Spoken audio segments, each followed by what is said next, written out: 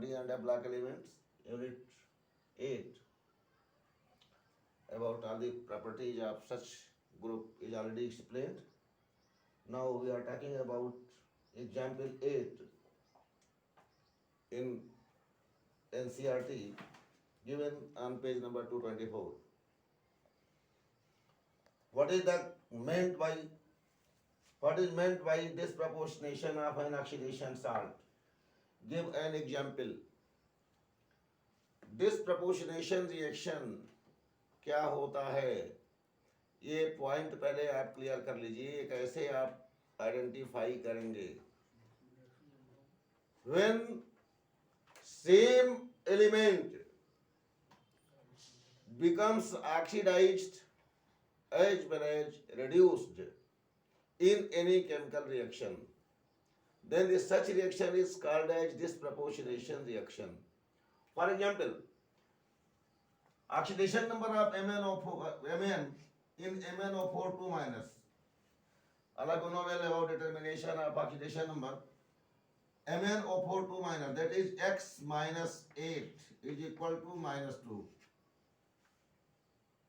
X is equal to plus 8 minus 2 is equal to plus 6. Oxidation number of Mn is given 6 plus.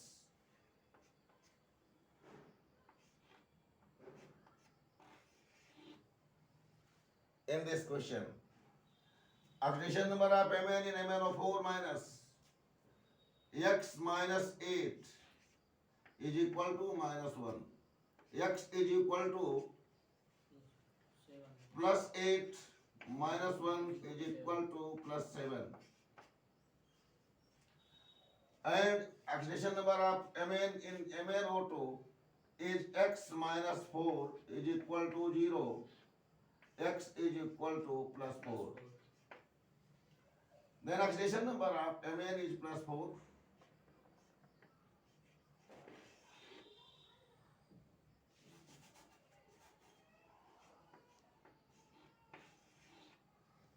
And plus 7 respectively. एक बहुत ही important बात बता दें बच्चों को, जब हम प्लस के बाद चार्ज लगाने के बाद डिजिट लिखते हैं, चार्ज पहले एक्सप्रेस करते हैं और डिजिट बाद में, तो वो ऑक्सीडेशन नंबर को एक्सप्रेस करता है. इसे हमने यहाँ पे प्लस 7 लिखा है, यहाँ पे 2 माइनस लिखा है, तो ये दो चार्ज को एक्सप्रेस करता है. और ये -2 लिख देने पर ये इसकी ऑक्सीडेशन स्टेट हो जाती है. ये बहुत छोटी बात है, लेकिन आपको हमेशा दिमाग में रखना चाहिए. और छोटी छोटी लेकिन बहुत बड़ी बड़ी गलती हो जाती है. इसीलिए मैं देखिए प्लस 6 लिखा है, Mn के ऑक्सीडेशन नंबर एक्सप्रेस कर रहे हैं. अब आप इजली आइडेंटिफाई कर सकते हैं कि जब ऑक्सीडेशन नंबर एक बार Mn का +4 हो रहा है और एक बार इसी Mn का ऑक्सीडेशन नंबर +6 से +7 हो रहा है. +6 से +7 होने का मतलब होता है कि ये ऑक्सीडेशन हाफ रिएक्शन है, और +6 से +4 होने का मतलब है कि ये रिडक्शन हाफ रिएक्शन है. आप जानते हैं ये डेफिनेशन बताई गई है, increase in oxidation number is called as oxidation and decrease in oxidation number is called as reduction. That means MnO4 is being oxidized as well as reduced both. So it is one of the example of this proportionation reaction. Any problem? Topic is clear. Now on in text question, we are talking about in text question. In text question is given on page number 224, in text question 8.9, explain why CO2 plus ion is not stable in aqueous solution. एक term है enthalpy of hydration. हम enthalpy के बारे में पहले थोड़ा सा discussion lightly कर देते हैं, बच्चे समझ लो. एंथैल्पी का मतलब होता है एनर्जी. एंथैल्पी और एनर्जी दोनों एक दूसरे के सिनोनिमस आप समझ सकते हैं. और जिस कार्य में हम एनर्जी रिलीज या एब्जॉर्ब की बात करते हैं उससे रिलेटेड हम उसको टर्म दे देते हैं। जैसे अगर हम जलाते हैं तो कंबशन की बात करते हैं, तो जो हीट उसमें इवाल्व होती है या एब्जॉर्ब भी होती है कहीं, तो उसे इंथैल्पी ऑफ कंबशन कह देंगे। अगर किसी चीज के निर्माण की बात कर रहे हो, किसके निर्माण में कितनी एंथैल्पी लगी, तो कह देंगे enthalpy of formation of that thing. तो यहां पर हम जल में घोलने की बात कर रहे हैं, तो यहां पर एक टर्म आता है एंथैल्पी ऑफ हाइड्रेशन। पानी में घोलने की बात कर रहे हैं। Enthalpy of hydration, enthalpy of hydration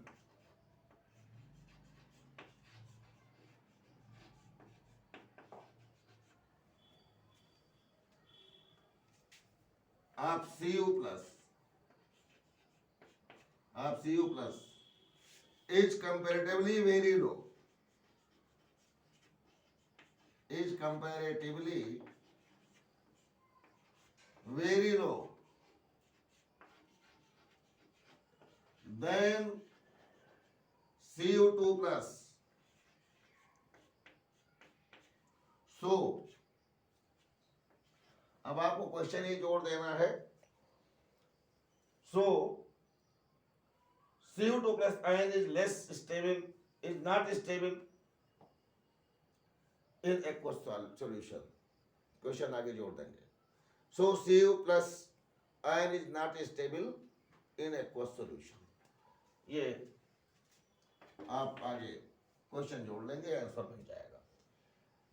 concept समझ में आ गया होगा कि एंथैल्पी ऑफ हाइड्रेशन जो Cu प्लस क्यूप्रस आयन होता है वो कम होता है, बहुत कम होता है then cupric ion. Cu2 plus को क्यूप्रिक आयन बोलते हैं। इस कारण से Cu प्लस आयन जो होता है वो स्टेबल नहीं रहता है और Cu2 प्लस अधिक स्टेबल रहता है जब हम उसे किसी भी पानी में एक्वस मीडियम में डिजॉल्व करते हैं। किसी भी कॉपर सल्फेट आयन को, कॉपर नाइट्रेट आयन को, कॉपर के किसी भी साल्ट को डिजॉल्व करने पर वो Cu2 प्लस आयन के फॉर्म में ज़्यादा स्टेबल रहता है, क्योंकि इसका स्टैंडर्ड एंथैल्पी या एंथैल्पी ऑफ हाइड्रेशन ज़्यादा होता है। तो अब हम अगले टॉपिक पर बात करते हैं, जो इस टॉपिक का इस साल के लिए लास्ट टॉपिक है।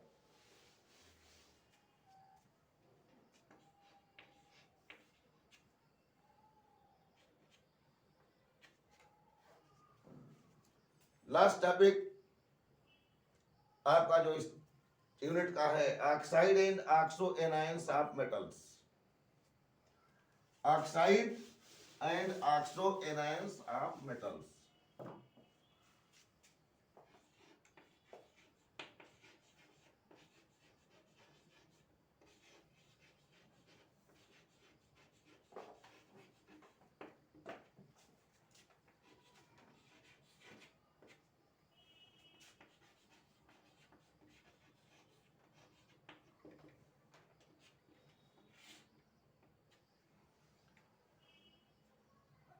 डी ब्लॉक के जो एलिमेंट होते हैं, most of the all of noble that all are metallic in nature. Scandium, titanium, vanadium, chromium, manganese, and so on. All are able to form their oxide of different oxidation number. एक ही element different oxidation number को express करता है।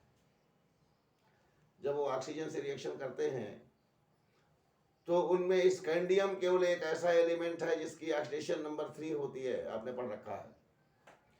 तो वो केवल एक scandium एक ही oxide बनाता है, Sc2O3। स्कैंडियम का ऑक्साइड का फार्मूला यही केवल होगा। लेकिन accept scandium in this period of D block elements, no one have stable oxide, all have variable oxidation state. So expressing various oxide of metal, it depends on their group. Mn की बात करें, Mn 7 oxidation state show करता है,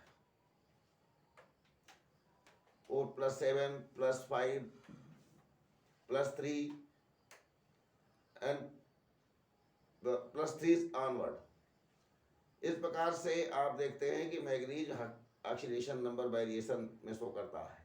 क्योंकि oxidation number उसका अलग अलग है, तो ऑक्सीजन से उसकी कॉम्बिनेशन की एबिलिटी भी अलग अलग होती है। लेकिन बाकी जो एलिमेंट हैं वो जिस ग्रुप के हैं, मिनिमम उतने ऑक्साइड, उतने वैलेंसी का ऑक्साइड फॉर्म करते हैं, और बाकी जैसे जैसे उनके डी सबसेल में इलेक्ट्रॉन, डी सबसेल का जो इलेक्ट्रॉन है वो अनपेयर्ड होता जाता है, वैसे वैसे ही उनकी एबिलिटी बढ़ती चली जाती है और बैलेंसी उनकी बदलती रहती है। तो इस प्रकार से ये रटने की चीज नहीं है। जैसे आप टाइटेनियम की बात करें तो 4th ग्रुप में है, तो उसका ऑक्सीडेशन स्टेट 4 होगा। टाइटेनियम ऑक्साइड TiO2 बनाएगा, लेकिन जो कि उसकी वेरिएबल बैलेंसी होती है, अब आगे फिर टाइटेनियम का एक इलेक्ट्रॉन अनपेयर्ड फॉर्म में हो जाएगा, तो 4 से वो 6 एक्सप्रेस करने लगेगा। तो इस प्रकार से आप ऑक्साइड की बात करते हो, तो जो एक खास बात ये होती है कि जो डी ब्लॉक के एलिमेंट होते हैं, जो उनके ऑक्साइड होते हैं, वो ऑक्साइड एक ही एलिमेंट का, जैसे डी ब्लॉक के एलिमेंट जो हैं उनमें कुछ एक में एसिडिक कैरेक्टर भी होता है, बेसिक कैरेक्टर भी होता है, यानी कि दोनों कैरेक्टर हो गए तो उसको एम्फोटेरिक कैरेक्टर कहते हैं। जैसे एग्जाम्पल के लिए आप B2O5 की बात करें, वेनेडियम पेंटाऑक्साइड कहलाता है। वेनेडियम पेंटाऑक्साइड एक एम्फोटेरिक ऑक्साइड होता है। ये वेनेडियम पेंटाऑक्साइड जब डिसोसिएट होता है तो VO4 3+ और VO4 3- एंड VO4 1+ में डिसोसिएट होने की एबिलिटी एक्सप्रेस करता है। ये पॉजिटिव आयन देने का मतलब होता है कि पॉजिटिव आयन दे रहा है डिसोसिएशन पर, जो हाइड्रोजन के साथ हम इसको लगा दें तो HbO4 बन जाएगा। ये 3- है तो H3BO4 बन जाएगा। इसका मतलब ये होता है कि ऐसे जो कंपाउंड हैं जो नेगेटिव आयन देने की एबिलिटी रखते हैं, उन्हें हम एसिडिक कहते हैं। जैसे NaCl, अब जैसे बात कर रहे हैं HCl की, तो जो नेगेटिव पार्ट है वो Cl- है, और जो पॉजिटिव आयन देने की एबिलिटी रखते हैं वो बेसिक नेचर एक्सप्रेस करते हैं। तो इस प्रकार से V2O5 एक एम्फोटेरिक नेचर का कंपाउंड माना जाता है। V2O3 और VO2 जैसे कंपाउंड जो हैं ये बेसिक कंपाउंड होते हैं। तो इस प्रकार से वेनेडियम एसिडिक, बेसिक और एम्फोटेरिक तीनों प्रकार के ऑक्साइड फॉर्म करने की एबिलिटी एक्सप्रेस करता है। As I think so that nature of oxide, all of you know well about nature, formation of oxide, how oxygen takes place in chemical reaction with D block elements or any S block or P block elements. S block elements forming their oxide, they are basic in nature, Na2O, K2O, etc. And P block elements taking part in chemical reaction with oxygen forming their acidic oxide such as SO3. And D block elements are able to form acidic as well as basic, both type of oxide. Any problem? Now the topic is over, and remaining part of this unit is related for 2020 examination, means 2020 CBSE board examination. So remaining part you can revise yourself and may further be included by me in next year, next session. Thank you very much. See you again.